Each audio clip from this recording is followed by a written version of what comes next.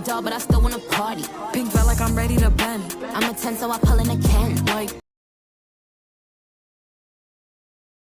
What's up guys, for this video mag-tutorial tayo kung paano mag-edit ng CapCut. Kahit pro pa yan, okay lang. Yung mga background, yung reduce noise, okay lang. Tingin nyo guys, kasi yung iba kailangan pa mag-download ng old version.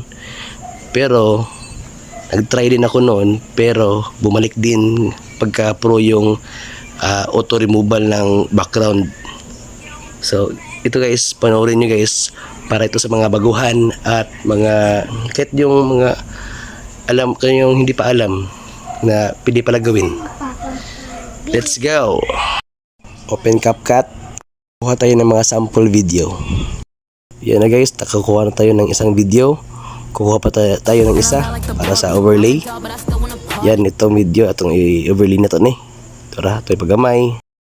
Ito yun yung i-plaster, no? Para gahulan taon na pagka-plaster, remove background din ta. Unya kana tong main video na to, no? Ato nang ipagamay.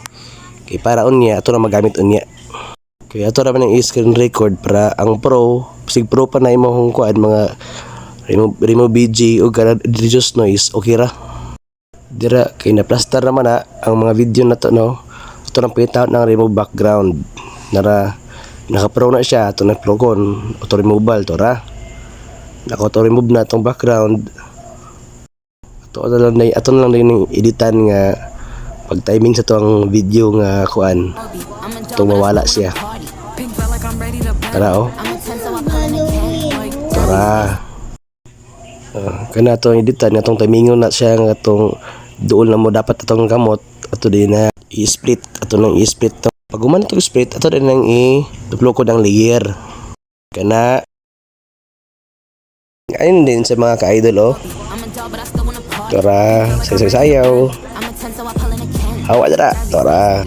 Unya man na tong video pero naka-pro man na. Tuplo ko din ato ng arrow para ma-full screen siya. Ug ayaw din kalimot og screen record kay para ma-save din siya. Balag pro siya. Ito ra din adjust ang iyahang aspect ratio. Thank you, bye-bye.